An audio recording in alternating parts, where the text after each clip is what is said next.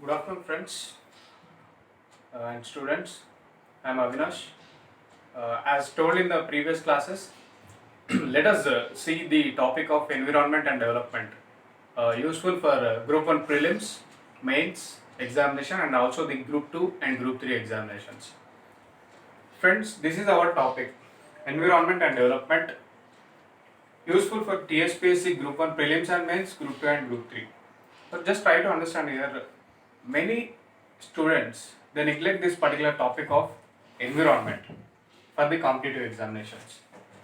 But if you take the UPSC syllabus or if you take the syllabus of any other state group 1 examinations and group 2 examinations, there is compulsory inclusion of this particular subject of environment. Understand this very clearly. Why? Because the future administrators, the future police officers, okay, the future officials who are working in the administration, they should know in detail about the environment, okay, the various environmental issues, and what they should do to protect and conserve the environment. That's why various public service commissions, including the India's, okay, the topmost public service commission, the UPSC, Central Public Service Commission, has included this particular subject. Understand this very clearly.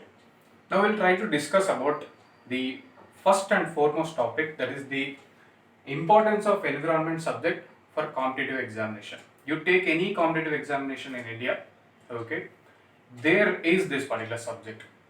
Now, many people will neglect this particular subject.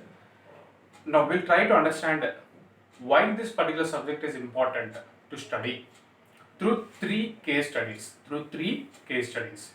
In the three case studies, I will let you know what is the importance of this particular subject, what is our role in the protection and conservation of environment, what we should do to protect and conserve the environment, and why we need to protect and conserve the environment, what are the various steps taken by the Indian government and also the governments at the international level for the protection and conservation of the environment. So this is now we will try to discuss through three case studies. So see friends, with the three case studies,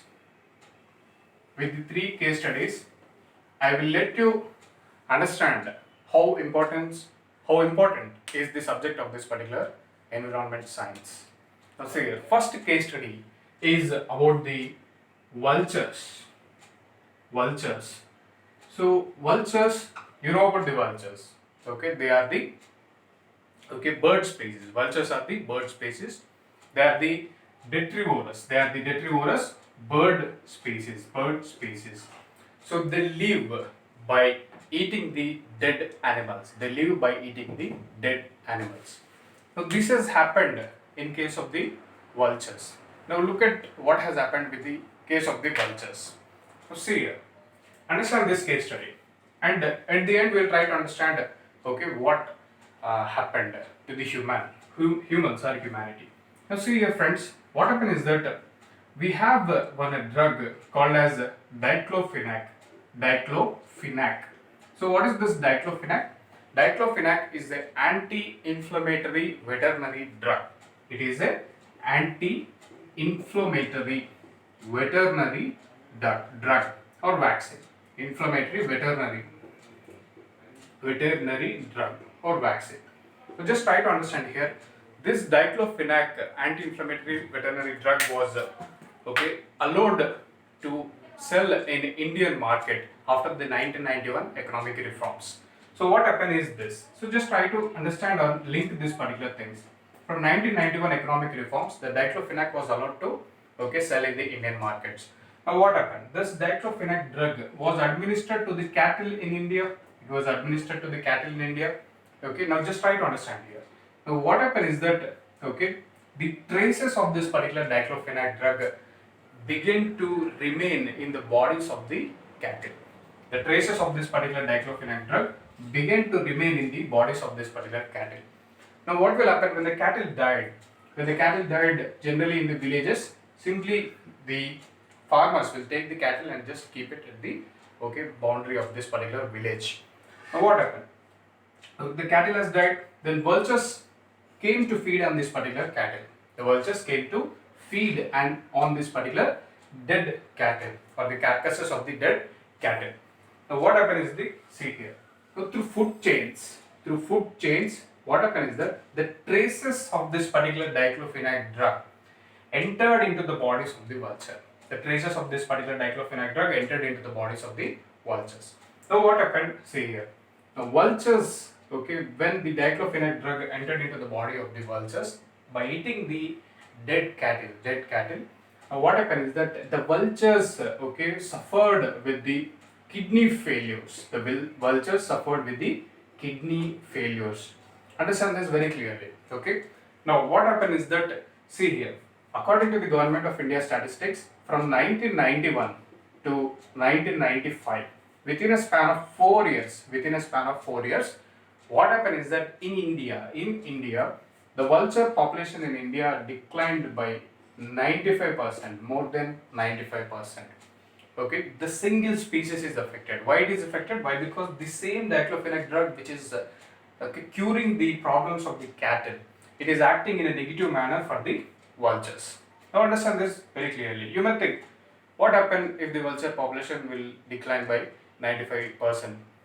It is just one of the thousands of the species in the Indian biodiversity. Now see here, this is what has happened. The species population of the vulture population declined by 95% within a span of 4 years. Now, see here, what happened is that, now see here, you do not have sufficient number of vultures to feed on the dead cattle. Now you do not have sufficient number of vultures to feed on the dead cattle. Now, this is what has happened. Now, this place is occupied. By what is called as stray dogs. This place is occupied by stray dogs. Understand this very clearly. The cattle are dying, but you do not have the sufficient number of the vultures in India to feed on this particular dead cattle, and that place is occupied by the stray dogs. Now, so what's the issue there? So stray dogs. Now what happened is that because of the feeding of this particular dead cattle, there is behavioral change. There is a behavioral change and physiological change in the dogs, especially the stray dogs. So what happens is that slowly the dogs, they begin to attack the humans. Now what happens is that because of this particular thing, okay, at one point of time, okay, India ended up as the country with highest number of rabies affected or infected population on the planet Earth. Because of this, the dogs attacked the humans. Okay, and also what happened? Okay, this particular India ended up with the highest number of infected patients with the rabies disease on the planet Earth. So see here, if you observe very clearly, ultimately, who is the sufferer here? The common people. He is the common people. Understand this very clearly. Okay. So the problem here is because of the unscientific and introduction of this particular diclofenac drug in the Indian market without analyzing in detail or without conducting the scientific studies in detail how this particular drug is going to affect the other creatures in the Indian environment, this situation has arisen. Now, this is the one best case study, where we have to understand one thing, that is every species in the environment, they play a crucial role, in sustaining the environment. Here, the role played by the vulture is, it is a detrivorous bird, and it will feed on the dead cattle. By feeding on the dead cattle, they maintain a sort of balance in the environment. But when you are not able to protect that single species of bird, you may have negative repercussions. Here the negative repercussion is that the India ended up as the country with highest number of rabies patients on the rabies infected people on the planet Earth. So here it is very much clear. We have to understand two things very clearly. That is, every species in the environment, in the natural environment, is very important. Second thing is that you have to understand that each and every step should be taken to see that every species is protected and preserved in the natural environment. If you are not able to protect that particular single species, okay, do not say or do not think that what will happen with the single species. Okay, you have to protect each and every species so that the humanity or the common people are also protected here. So this is the example, a simple example, one of the case study in this particular regarding the vultures and how we should protect them, preserve them. Now let us look at the second case study. This is about the vultures. I hope you understood this. The crucial point here is you need to protect each and every species, and at the same time you should take all the steps. Before you introduce any vaccine to any of the species, you should check that how that particular vaccine is going to have the negative impacts on the other species also. Understand that very clearly. So let us look at the second case study. Second case study regarding the mangroves. Acting like a tsunami defense ecosystem.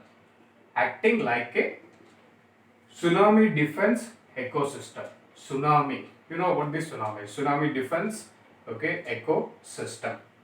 So let us see how this particular mangrove tree species will act like a tsunami defense ecosystem.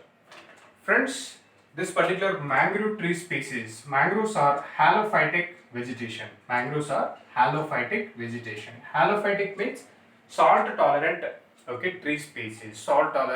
tree species.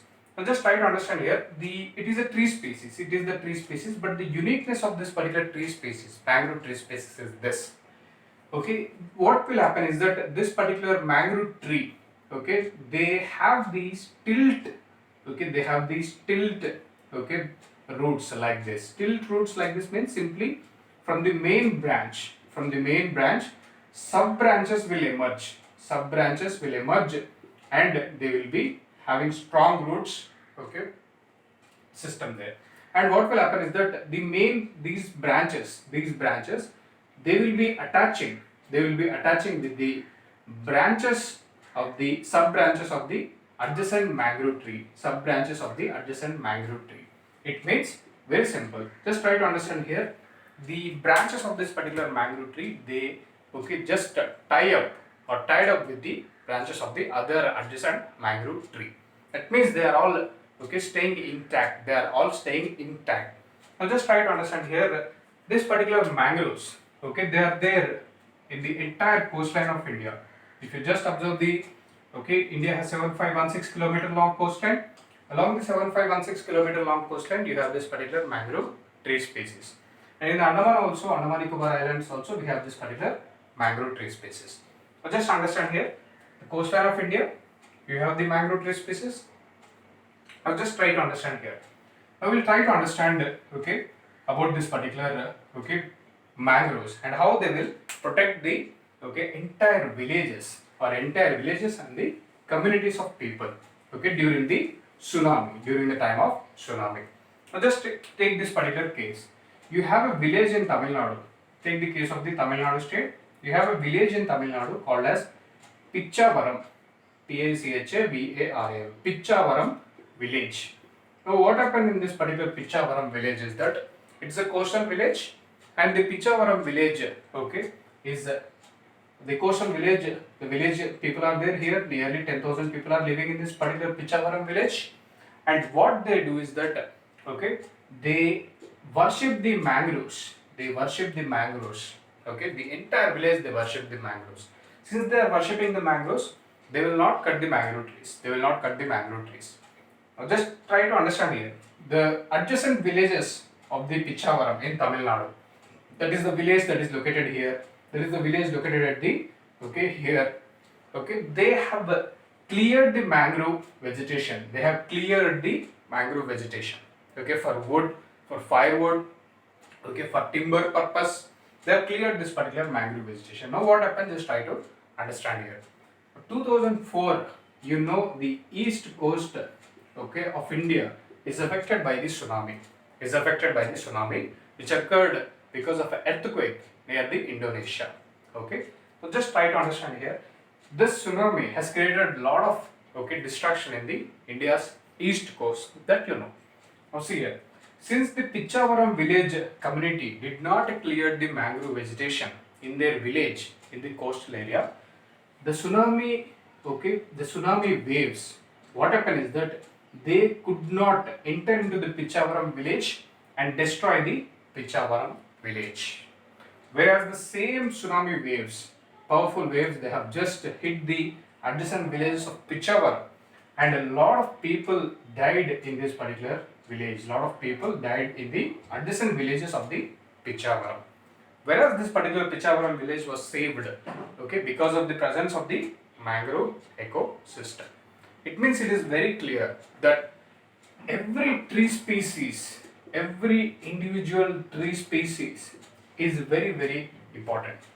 Apart from the conventional functions performed by the tree species, like they provide the fresh oxygen, like they absorb the lot of CO2 from the atmosphere. That is conventional thing for or conventional functionality performed by each and every species. But here in this case, the Pichavaram, the mangroves,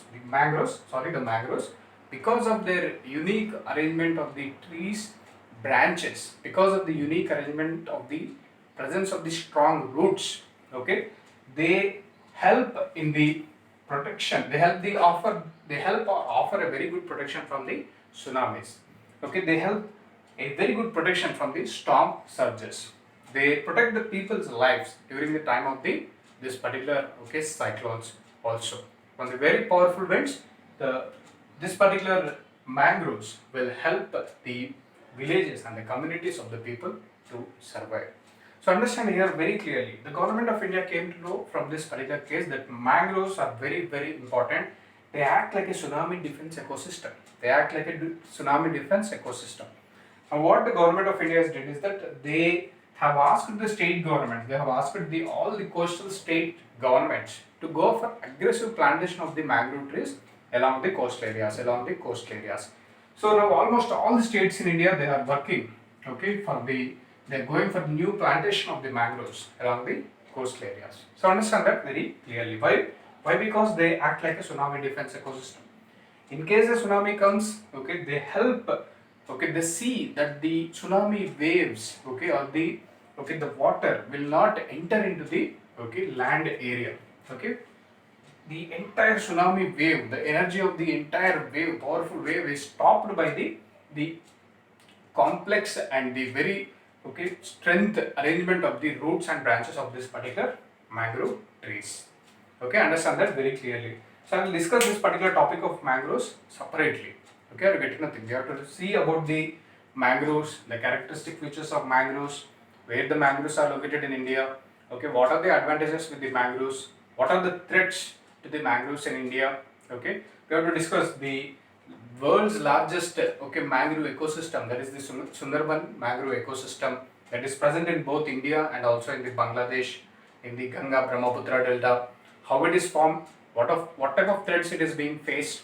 Now what are the various steps taken by the Indian government for the protection and conservation of the mangroves, and what are the steps taken at the international level for the protection and conservation of mangroves. So these are all various things we have to see in detail to take the separate topic of the mangroves. So this is what it is, friends. It is very much clear that individual tree species plays a crucial role in the protection of the entire village communities from the tsunamis and the storm surges and the cyclones. So this is the thing here. The government has given the come out with the various instruction for the state government for planting of this particular mangrove trees along the coastline of India. If you observe very clearly, recently in the Andhra Pradesh, the Koringa mangroves. So what are these Koringa mangroves? So Koringa mangroves, where they are present? They are present in the Andhra Pradesh. Exactly where they are present in the Andhra Pradesh? Near to the Kakinada port. So these Koringa mangroves, you have the Kakinada port in the Andhra Pradesh. So if you just go 5 kilometers into the sea, you have an island called as Hope Island. The name of the island is Hope Island. On this Hope Island, you have this particular Kooringa mangroves. You have this particular Kooringa mangroves. Now, what happened is that recently, because of the shipbuilding activity in this particular Kakinada port and the nearby areas, the Kooringa mangroves were threatened. The Kooringa mangroves in the Hope Island were threatened. Now, if you follow the news very clearly, what happened is that a case was filed in the NGT, National Green Tribunal, okay, where a PIL, public interest litigation, was filed in the NGT, National Green Tribunal. The National Green Tribunal asked the government of Andhra Pradesh to take appropriate steps for the protection and conservation of the Kooringa mangroves in the Hope Island, okay, near to the Kakinada port. So it is very much clear that the judiciary knows very well that we need to protect this particular mangrove trees at any cost. Why? Because they act like tsunami defense ecosystem. Not only that, apart from that, the mangrove ecosystem, they are home to rich biodiversity. That means you have this particular various type of plants are there, various types of other life forms are present there. For example, in the mangrove ecosystem, you can see a wide variety of fishes thriving there. You can see a wide variety of reptiles. You can see a various species of frogs. You can see the various species like crabs, tortoise. Okay, you can see some turtle species. You can see the migratory birds. Coming there into this particular mangrove ecosystem. You can see this particular crocodiles. Living there. If you go to the Odisha, near to the mangrove ecosystem of Odisha, in the beach sands, you can see this particular olive ridley turtles. So like this many type of species are there living or made their home the mangrove ecosystem. So that means if you are clearing the mangroves, you are not only welcoming the negative impacts from the tsunamis and the cyclones and storm surges. At the same time, you are also threatening the biodiversity. Why? Because there are a lot of fishes, reptiles, frogs and other species are living there. So the NGT has asked the Andhra Pradesh government that you take appropriate steps for the protection of the Kooringa mangroves near to the Kakinada port. And the government of Andhra Pradesh communicated with the NGT, National Green Tribunal of India, that is the Green Court of India, that we will take appropriate steps for the protection and conservation of the Kooringa mangroves in the Andhra Pradesh. Okay, once the court is convinced, then they went for the appropriate protection measures for this particular thing. So here you should understand what is the conclusion of this particular entire discussion. The conclusion is very simple. Every plant species is very, very important in the natural environment. You should understand the importance of that particular tree species, and you should take the steps for the protection and conservation of that particular tree species. This is the conclusion of the lesson we have learned from this particular second case study. What is the conclusion? Every tree species is very much important. So this is the thing here. Understand here the second case study. So understand here, as an administrator, as a future administrator, for example, you have become the collector of the Visakhapatnam, or you became the collector of the any of the coastal district in India, So obviously you should know the importance of the mangroves, and you should take appropriate measures for the protection, conservation of this particular mangrove species in your coastal district. Why you need to protect and conserve the mangroves in your coastal district as an administrator? Why? Because it offers protection to the people in case of natural disaster. Second is that they are home to a lot of biodiversity. Now, third is that they have the potential to provide the livelihood also. For example, a lot of fishes in the mangrove ecosystem. Fishermen will come and go for fishing activity. Like that, ensures their survival and the livelihood. That is the thing here. Third case study, just try to understand here very clearly. So third case study, we discuss about Indian example. Only. So see here. So just a minute. So at the coastline of India, if you observe very clearly, entire coastline of India is studded with 1200 islands. We have nearly 1200 islands. According to the Government of India document, we have 1200 islands are there. We'll discuss about one island, that is the Sagar Island. You have an island called as Sagar Island in West Bengal. That is near to the Sundarbans, near to the Sundarbans. Sundarbans. Okay. So near to the Sundarbans Delta. Now just try to understand here very clearly about the Sagar Island case study. Now see here. See here, 1970s. Go back to 1970s. In 1970s, Sagar Island is a very big island. Okay, spreading over 100 square kilometer area. Spreading over 100 square kilometer area, and having a population of okay nearly 10,000 people. 10,000 people. So all these 10,000 people, they are depending on the livelihood. Okay, they are fishermen and they are depending on the okay ocean. They are depending on the ocean for fishing activities. For fishing activities. Now see here, what happened from the 1970s? Come back to 2000. Come back to 2000. Year 2000. So according to the government of India, okay, within a span of 30 years, what happened is that the 100 square kilometer area, okay, Sagar Island, okay, it has shrunk. It has shrunk to just 10 square kilometers. 10 square kilometers. Okay. Now, what is happening here? The boundaries of this particular Sagar Island, it is subjected to the coastal erosion. It is subjected to the coastal erosion. Coastal erosion. Because of the coastal erosion, what is happening? The area of this particular Sagar Island slowly began to okay eroded. You have the very less space, and when the space is becoming very less, what happens? People will obviously migrate from that particular island. So obviously in the 2000, just we have okay 1,000 people living on this particular Sagar Island. Okay, they are fishermen communities depending on the okay fishing as their livelihood. Now you may get a doubt that why this particular coastal erosion has happened in the Sagar Island. Okay, okay. Not only this is the situation with the Sagar Island, it is the situation with many of the islands in the oceans on the planet Earth. What is happening? Exactly what is happening here? So see here, because of the industrial revolution, from the starting of the industrial revolution in the 1750s in the Western countries. So what happened is that we began to burn a lot of coal. And when coal is a fossil fuel, when you burn the coal, what happens?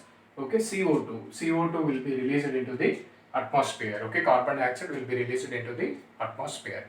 Now, what is happening with this particular carbon dioxide? Just try to understand here. CO2 is accumulated in the Earth's atmosphere. This is Earth, and this is the Earth atmosphere comprising of the large amount of CO2. The peculiar property or the physical property of this particular CO2 gas is that it allows the incoming solar radiation from the sun. It allows the incoming solar radiation coming from the sun. But the physical property of the CO2 gas is such that it will block the, understand here, it will block the outgoing terrestrial radiation of the planet Earth. It will block the outgoing terrestrial radiation of the planet Earth. It is because of the physical properties of this particular CO2 gas in the Earth's atmosphere. Now what is happening is that, simply what is happening, okay, this particular, you are releasing a lot of CO2 into the atmosphere. All this CO2 is accumulated into the Earth's atmosphere. The property of the CO2 is it is blocking the outgoing terrestrial radiation. More CO2 in the Earth's atmosphere, more outgoing terrestrial radiation is blocked. And because of that, what is happening here? The entire Earth's atmosphere is warming. The entire Earth's atmosphere is warming. This phenomenon you call it as global warming. Because of the global warming, the Earth's atmospheric temperatures are increasing. Why they are increasing? Because of the more CO2 accumulation in the Earth's atmosphere. Why more CO2? Because of the burning of the fossil fuels. Understand this very clearly. Now what will happen? The Earth's temperatures are increasing. That means Earth temperature means that atmospheric temperatures are increasing. That you call it as global warming. Now because of the global warming, what is happening? The polar ice caps, they were melting at a faster rate. And because of the melting of the polar ice caps, okay, what is happening? They add a lot of fresh water. Into the oceans on the planet Earth. When they add a lot of fresh water into the planet Earth, what will happen? The mean sea level at the global level will increase. Because of that, the mean sea level at the global levels will increase. Now when the sea levels are increasing, obviously, okay, the islands, they will face the problem of the coastal erosion. They face the problem of the coastal erosion. So because of this reason, there is the global warming. Okay, you have the melting of the polar ice caps, followed by rise in the main sea level and the erosion of the island, Sagar Island. Not only Sagar Island, many other islands also face this particular situation. Understand this very clearly. Because of the coastal erosion, what will happen? This particular border areas of this particular island will shrink. We have less space, people begin to migrate from that particular region or that particular island. So understand here very clearly. Now understand one thing very clearly. These Sagar Island people in the 1970s, they are from very poor community. They are all fishermen depending on the ocean for their livelihood. They are not at all concerned with the industrial revolution. They are not at all concerned with the burning of the fossil fuels. Understand that very clearly. But they are impacted by this particular situation. They are impacted by this particular situation. Understand this very clearly. Okay, understand that very clearly. And United Nations, for the first time, used a word called as climate refugees. Climate refugees. Okay, for the inhabitants of this particular Sagar Island. For the inhabitants of this particular Sagar Island. So understand this very clearly. Okay, United Nations used the word for the first time, climate refugees, for the inhabitants of the Sagar Island. Why? Because they became refugees because of the change in the climate. Change in the climate. Okay, understand that very clearly. So if you observe very clearly here, okay, industrial revolution is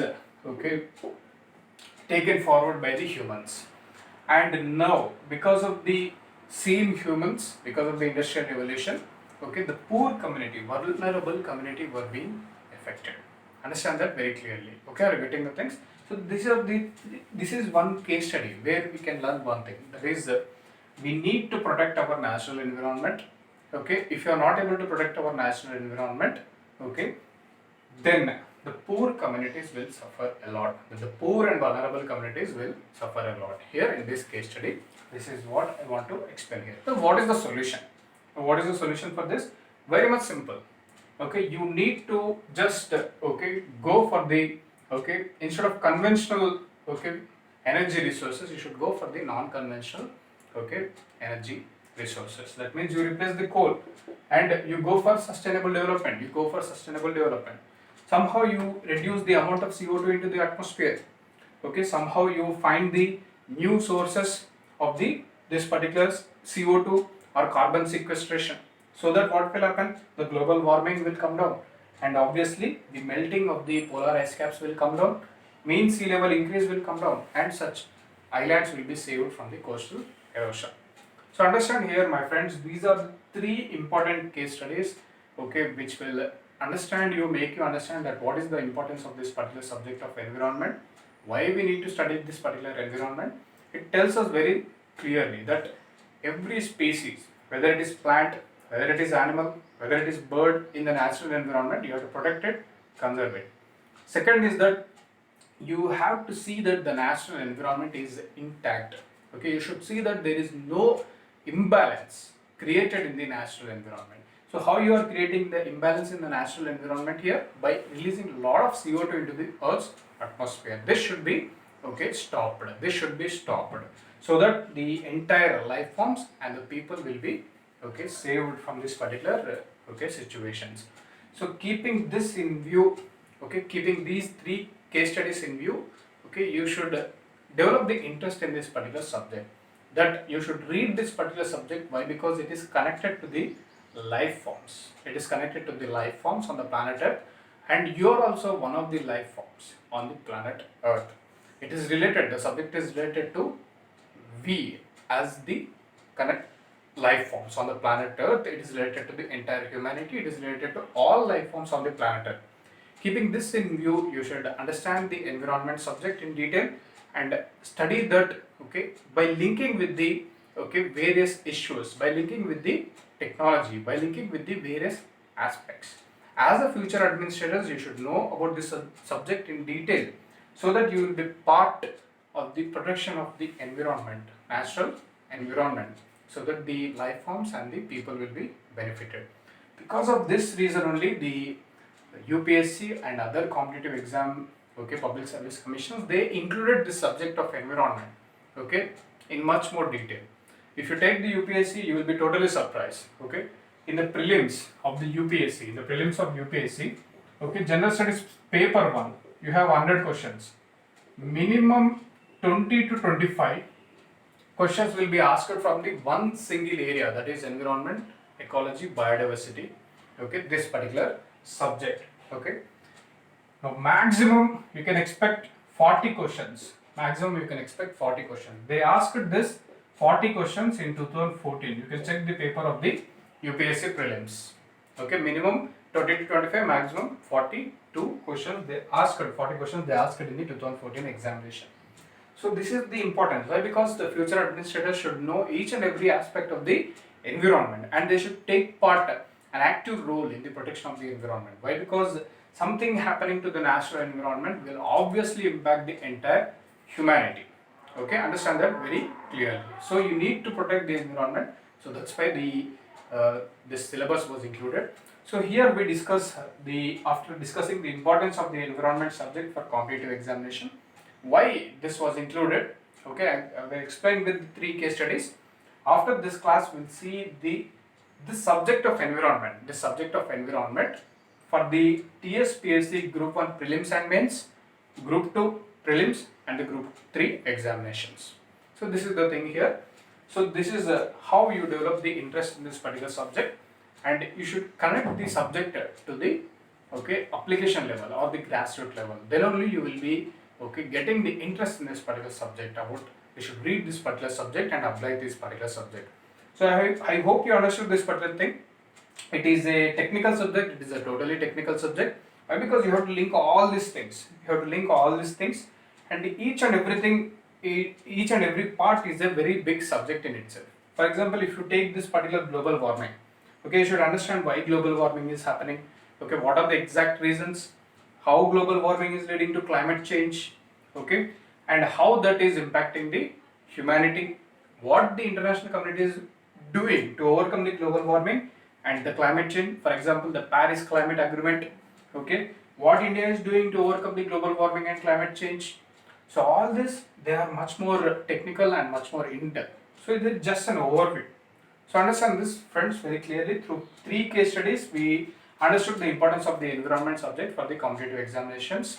In the next session or in the next class, we'll discuss the syllabus analysis of the Group 1, TSPSC Group 1 for the subject of environment, both for the prelims and the mains. After that, we will go into the subject. In the 3rd session, we will go into the subject, exactly what is the step-by-step topics that are present in this particular subject. So thank you, friends. So please subscribe to this channel, and if you like this video, you share to the friends about how you should start this particular subject of environment. If you do not have any idea where to start, you should start from here. First you develop the curiosity, then you go forward. Okay, thank you, friends. Thank you very much.